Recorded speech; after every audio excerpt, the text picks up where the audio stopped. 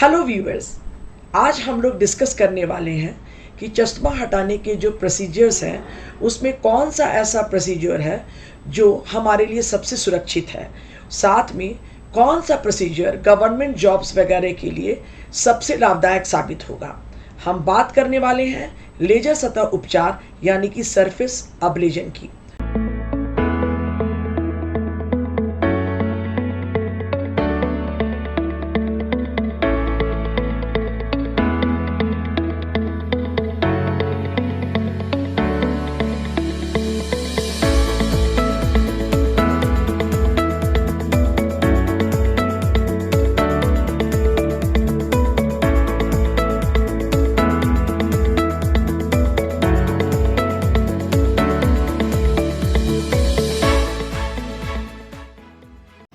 Touchless, bladeless और flapless laser surgery चश्मा हटाने की एक तकनीक है जिसको हम सरफेस लेजर या ट्रांस पीआरके या लेजर सतह उपचार भी कहते हैं।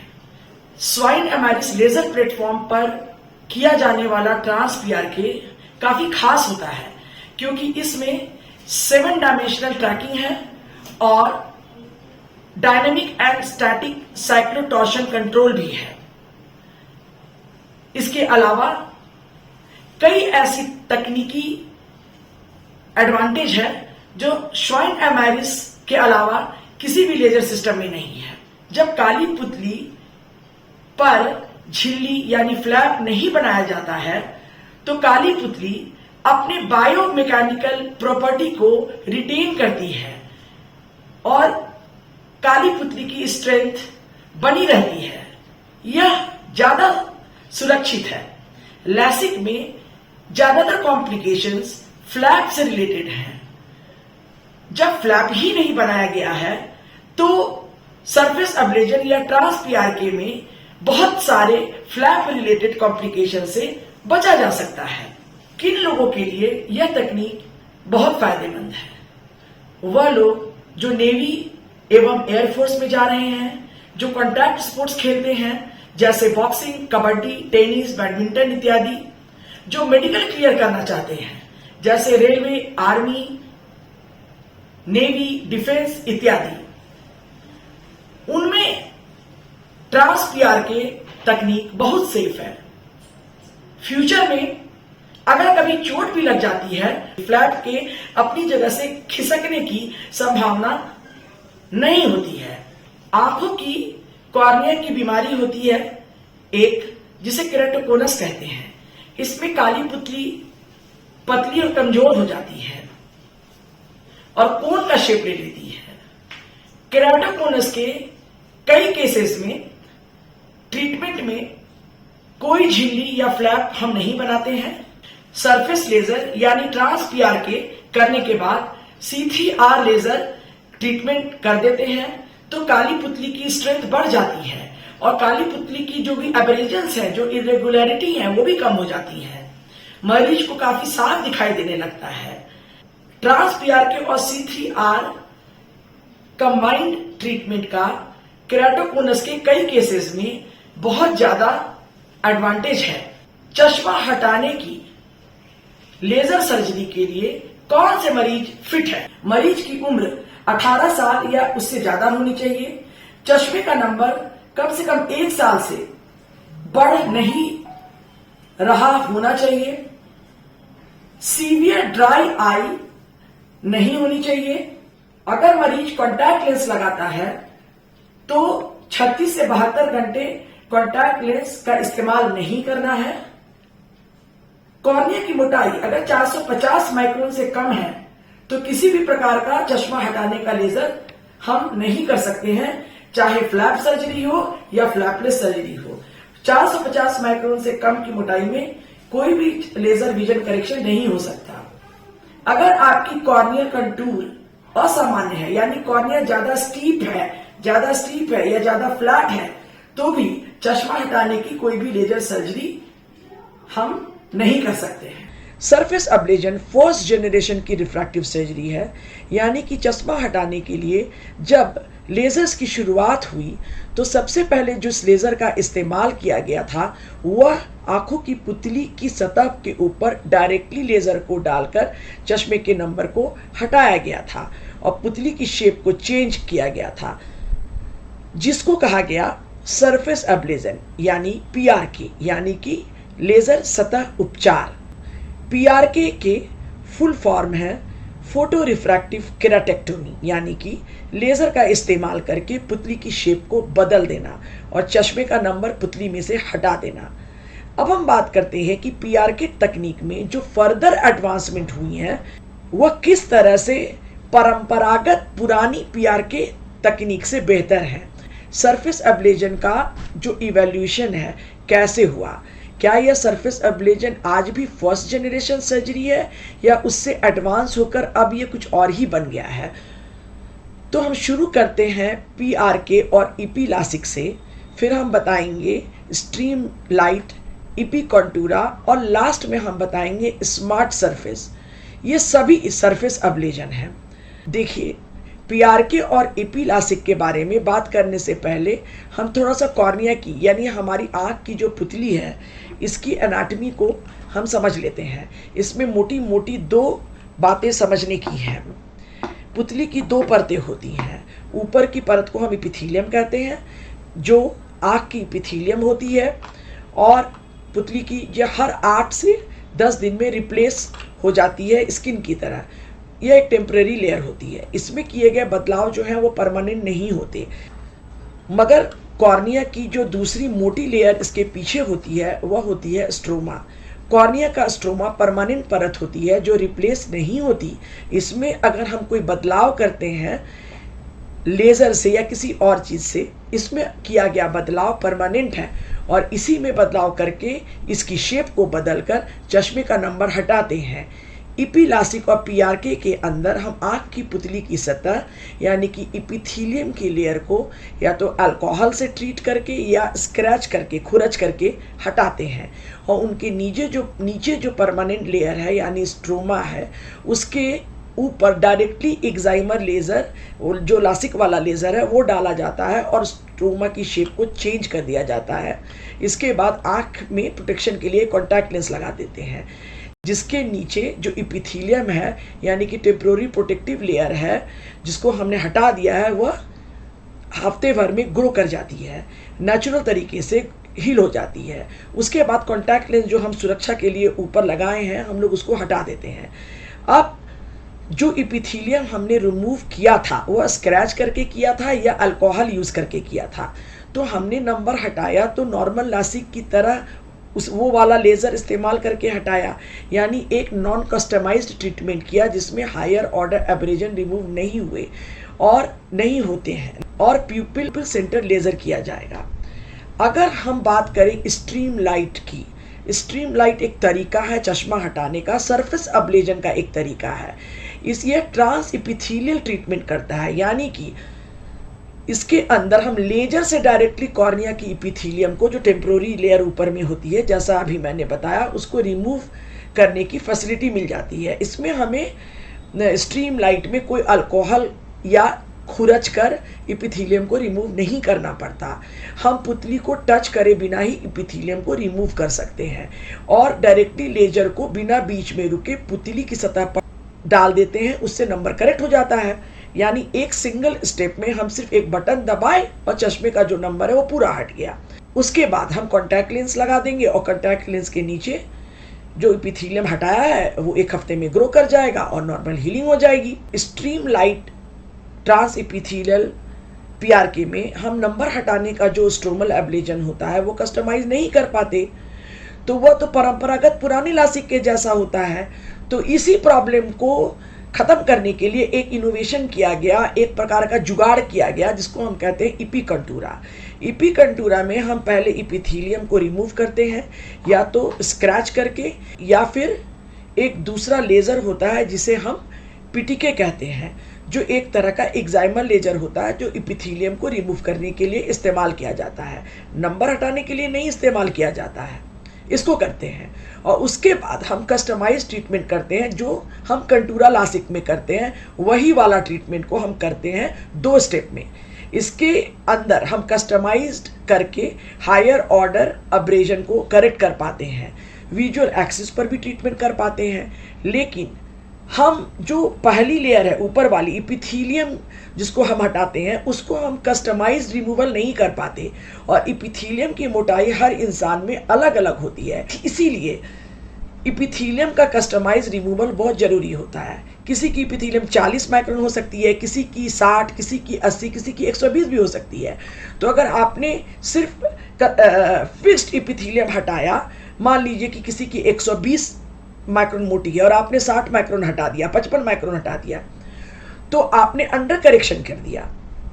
तो ऐसे स्थिति में पेशेंट को पावर रह जाएगा। तो अब बात आती है कि इस सबसे ज़्यादा कस्टमाइज्ड और एडवांस ट्रीटमेंट क्या है, the original trans epithelial PRK which is called smart surface. तो देखिए, शून्य एमआरएस पर होने वाला यह ट्रीटमेंट अपने आप में एक पाथ ब्रेकिंग ट्रीटमेंट है, और आज तक किसी और लेज़र मशीन में यह ट्रीटमेंट नहीं परफॉर्म किया गया है। इस ट्रीटमेंट की क्या खासियत है? इसमें हम मरीज की इपिथीलियम को कस्टमाइज तरीके से रिमूव कर सकते हैं। अगर 50 माइक्रोन है तो 50 माइक्रोन, अगर 70 माइक्रोन है तो 70 माइक्रोन, और अगर इपिथीलियम पतला है, मान लीजिए 45 माइक्रोन है तो 45 माइक्रोन। फिक्स्ड इपिथीलियम को रिमूव नहीं किया जाता है। तो ये कस्टमाइजेशन बहुत अच्छा होता है, और आप देख सकते हैं कि इपिथीलियम की जैसा कि मैंने बताया कि इपिथीलियम की थिकनेस वेरिएबल है, सेंटर में कुछ और है, साइड में कुछ और है, हर व्यक्ति की अलग अलग होती है। तो जितना आप एक्यूरेटली इपिथीलियम को हटाएंगे उतना एक्यूरेट आपका ट्रीटमेंट होगा, जो इपिकंटूरा में नहीं कर पाते हैं। इपिकंटूरा में हम एग्जैक्टली उतना ही मैक्रोन इपिथीलियम रिमूव करेंगे हर जगह से जितना उसमें भरा हुआ है, फीडेड है। मगर स्मार्ट सरफेस में जो है आपका एक्चुअल, जिस जगह पे सेंटर पे जितना है उतना हटेगा, साइड में जितना है, पेरिफेरी में जितना है उतना हटेगा। तो इसके बाद चश्मे के नंबर का जो रिमूवल होता है वह भी कस्टमाइज्ड होगा।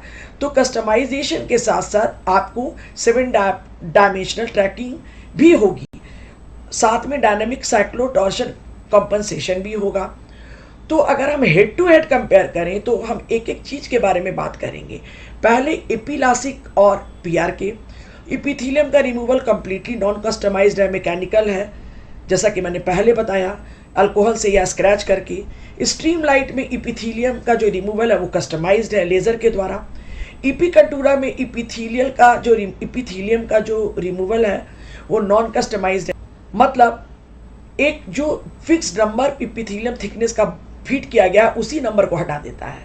मगर स्मार्ट सरफेस के अंदर इपिथीलियम का रिमूवल ऑटोमेटेड भी है, या लेज़र के द्वारा भी किया जाता है, और कस्टमाइज तरीके से इपिथीलियम रिमूव किया जाता है। आपकी जो थिकनेस सेंटर पे है वो उतनी ही हटेगी, और पेरिफेरी में अगर आपकी जो थिकनेस है उतनी ही हटेगी। अब हम बात करते हैं कि एब्लेजन हो रहा है, यानी कि नंबर हटाने वाला लेजर हो रहा है, उसका क्या ट्रीटमेंट है?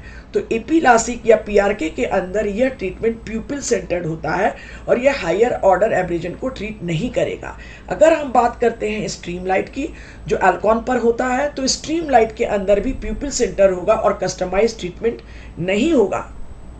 अब हम बात करते हैं इपिकंटूरा की। इसके अंदर यह ट्रीटमेंट कस्टमाइज्ड होगा, और स्मार्ट सरफेस के अंदर भी यह ट्रीटमेंट कस्टमाइज्ड होगा। यहाँ तक तो हमें यह बात समझ में आ गई है कि स्ट्रीमलाइट, एपिलासिक और PRK है वो एक नॉन कस्टमाइज्ड ट्रीटमेंट। अब हम बात करते हैं इपिकंटूरा और स्मार्ट सरफेस के अंतर के डिटेल में। इपिकंटूरा की मशीन है वो विजुअल एक्सिस को ट्रीटमेंट के दौरान 2 ही एक्सिस में ट्रैक करती है, X एंड Y, और वह भी आई बॉल का X एंड Y, यानी आंख ऊपर या नीचे, लेफ्ट या राइट जो मूव करती है, तो वो अकॉर्डिंगली ट्रीटमेंट प्रोफाइल को एडजस्ट करती है। जबकि स्मार्ट लैसिक में 7 डायमेंशनल ट्रैकिंग सिस्टम उपलब्ध है। लेजर प्रक्रिया के दौरान पूर्ण एकाग्रता के तहत एवं हरी रोशनी पर ध्यान केंद्रित करने के बावजूद भी हमारी जो आंखें हैं वो अनैच्छिक हरकत करती हैं, जिसे दबाया नहीं जा सकता। तो जब कॉर्निया पर लेजर फायर करते हैं तो सर्जरी के दौरान मरीज की आंखें नेचुरली थोड़ी थोड़ी हिलती हैं, मूव करती हैं। इसकी वजह से लेजर बिल्कुल सही जगह पर केंद्रित नहीं हो पाती और सर्जरी का परिणाम अच्छा नहीं हो पाता है, खासकर हाई सिलेंडर पावर में। तो ऐसे स्थिति 7 डायमेंशनल आई ट्रैकर पूरी लेजर प्रक्रिया के दौरान सही केंद्रीकरण सुनिश्चित करता है। 7 डायमेंशनल ट्रैकिंग का मतलब है आंख का ऊपर, नीचे, लेफ्ट, राइट, आंख का गोल गोल घूमना, और ऐसे ही सर का ऊपर, नीचे, राइट, लेफ्ट और सर का घूमना। एंड 7th डायमेंशन है इस मशीन का प्रिडिक्शन। अगर यह मूवमेंट चल रहे हैं तो नेक्स्ट मूवमेंट क्या डायरेक्शन में होगा, किस डायरेक्शन में होगा, उसको यह पहले ही प्रेडिक्ट कर अकॉर्डिंगली ट्रीटमेंट प्रोफाइल को एडजस्ट कर लेती है। तो यह हुई 7 डायमेंशनल ट्रैकिंग। यह श्विंड लेजर की प्रोप्राइटरी है और फिलहाल श्विंड मशीन के अलावा किसी और लेजर मशीन में यह टेक्नोलॉजी उपलब्ध नहीं है। इस ट्रैकिंग की वजह से जो ट्रीटमेंट होता है वो कंप्लीटली निर्धारित जगह पर होता है, 100% एक्यूरेट होता है, जिससे कि जो कॉम्प्लिकेटेड प्रोफाइल्स है कॉर्निया की, जो इरेगुलरिटीज ज़्यादा हैं, उन लोगों को भी एक्सट्रीमली क्रिस्प विजन मिल जाता है। अब जो बात समझनी है वह है टेक्नोलॉजी समय के साथ एडवांस होती है। कंटूरा अब से कुछ 6-7 साल पहले 2016-17 के करीब आया था। कंटूरा के लॉन्च होने के बाद अब काफ़ी एडवांसमेंट हुई है मशीनों में। जैसे आज की डेट में स्मार्ट लासिक अवेलेबल है जो 2021 में लॉन्च हुई। स्मार्ट सर्फ तकनीक श्विन एमेरिस पर उपलब्ध है। तो स्मार्ट लासिक और स्मार्ट सर्फ यानी स्मार्ट लेजर सतह उपचार is the latest and fastest laser उपचार और सबसे ज़्यादा फास्ट स्पीड पर काम करने वाली लेजर मशीन श्विन एमेरिस पर यह उपलब्ध है। 1050 हर्ट्ज यानी 1050 मेगा हर्ट्ज की फ्रीक्वेंसी पर यह काम करता है। कंटूरा लेजर सिर्फ 500 मेगा हर्ट्ज की फ्रीक्वेंसी पर काम करता है। श्विन एमेरिस पर स्मार्ट लासिक तकनीक एल्कॉन वेव लाइट पर आधारित कंटूरा लासिक से हर क्षेत्र में बेहतर काम करती है और एक्सेलेंट रिजल्ट देती है। दूसरी बात आती है साइक्लोटॉर्शन कंपनसेशन। इपी कंटूरा में यह साइक्लोटॉर्शन कंपनसेशन स्टैटिक होता है, यानी कि एक सिंगल पॉइंट जब हम स्टार्ट करते हैं ट्रीटमेंट, उस समय जो ट्रैकिंग होती है वह मेजरमेंट होता है, उसके बाद कोई मेजरमेंट नहीं लिया जाता। आई मूव करती रहेगी ट्रीटमेंट के दौरान, पर मशीन उसको डिटेक्ट नहीं कर पाएगी। जबकि स्मार्ट सर्फ लेजर सतह उपचार जो श्विन एमेरिस पर होता है उसमें स्टैटिक के अलावा डायनामिक साइक्लोटॉर्शन कंपनसेशन होता है, यानी कि पूरे प्रोसीजर के दौरान कोई भी मूवमेंट होगा सिलेंड्रिकल एक्सिस का तो मशीन उसके अकॉर्डिंगली ट्रीटमेंट प्रोफाइल को कंपनसेट करेगी। इसके अलावा जो नंबर ऑफ पॉइंट्स कैप्चर किए जाते हैं आंखों के डेटा पॉइंट्स, वो इपी कंटूरा में 22,000 पॉइंट्स कैप्चर किए जाते हैं। जबकि श्विन एमेरिस से जब लेज़र किया जाता है तो 1 लाख से ज़्यादा पॉइंट्स आंख के कैप्चर किए जाते हैं, तो इसका रिजोल्यूशन अप टू 5 टाइम्स हो जाता है। स्टैटिक एवं डायनेमिक साइक्लोटॉर्शन एडजस्टमेंट का लेज़र फायर करने की तकनीक भी श्विन एमेरिस के अलावा अभी तक किसी भी लेज़र मशीन में नहीं है, क्योंकि जब भी हम लेटते हैं तो हमारी आंखें हल्की सी घूम जाती हैं, और अगर आपका सिलेंडर नंबर है तो आंखों के घूमने से रिजल्ट में काफ़ी फर्क पड़ सकता है। पहला, जब पेशेंट सर्जरी कराने के लिए लेटता है तो लेटने की वजह से आंखें अंदर की ओर थोड़ा घूम जाती हैं। घूमने की एक्सिस को मशीन कैलकुलेट करती रहती है और इसे कहते हैं स्टैटिक साइक्लोटॉर्शन। यही नहीं, सर्जरी के दौरान भी जब मरीज की आंखें घूमती हैं तो हर सेकेंड मशीन इसको कैलकुलेट करती है, इसे कहते हैं डायनेमिक साइक्लोटॉर्शन। इसके अलावा कुछ ऐसे फीचर्स हैं जो इपी कंटूरा में दूर दूर तक नहीं है। स्मार्ट पल्स टेक्नोलॉजी जो श्विन एमेरिस में है वह उसकी यूएसपी है, उसमें 2 अलग अलग फ्रीक्वेंसी की ट्रीटमेंट मशीन करती है। इसको थोड़ा डिटेल में समझिए। इपी कंटूरा में या तो 400 या 500 किलो हर्ट्ज की फ्रीक्वेंसी पर काम होगा, यानी कि जो मशीन है वो एक पर्टिकुलर फ्रीक्वेंसी पे काम करेगी। तो जितनी ज़्यादा फ्रीक्वेंसी बढ़ती जाती है, ऐसा माना जाता है कि हीलिंग होने के समय जो स्कारिंग होती है या जो हेज आने की संभावना होती है कॉर्निया पर, वो उतनी ज़्यादा बढ़ती जाती है। इस प्रॉब्लम को कम करने के लिए, यानी कि ऑपरेशन के बाद कॉर्निया में धुंधलापन यानी हेज आने की प्रॉब्लम को कम करने के लिए स्मार्ट सरफेस टेक्नोलॉजी में फ्रीक्वेंसी को स्विच किया गया है 250 हर्ट्ज से, यानी कि ट्रीटमेंट के दौरान 2/3 या 3/4 तक ट्रीटमेंट मशीन एक फ्रीक्वेंसी पर करती है जो हायर होती है 500 या 750 या 1050 मेगाहर्ट्ज, और इसके बाद सीधे मशीन नीचे चली आती है और 250 मेगाहर्ट्ज पर स्विच कर जाती है। और इससे क्या होता है कि केराटोसाइट जो कॉर्निया की जो केराटोसाइट होते हैं उनका जो एक्टिवेशन होता है, जिससे कि कॉर्निया में स्कैरिंग या धुंधला पैदा करने का जो एलिमेंट होता है वह उस सेल्स का एक्टिवेशन नहीं होता है और स्कैरिंग बहुत रेयर हो जाती है, होती ही नहीं है। इस वजह से स्मार्ट सर्फ लेजर सतह उपचार की जो हीलिंग है वह बहुत अच्छी होती है और विजन 3-4 दिन में ही अच्छी हो जाती है, जबकि इपिकल्टूरा या कोई भी दूसरे तरह का सरफेस एब्लेजन 5 से 7 दिन मिनिमम लेता है और हेज की संभावना स्मार्ट सर्फ में बहुत ही मिनिमम होती है, जबकि बाकी टाइप के सरफेस एब्लेजन में इसकी संभावना बहुत ज़्यादा होती है। अब मैं आशा करती हूँ कि आप लोग समझ गए होंगे कि सरफेस एब्लेजन का डिफरेंट स्पेक्ट्रम क्या है और क्या क्या डिफरेंस होते हैं।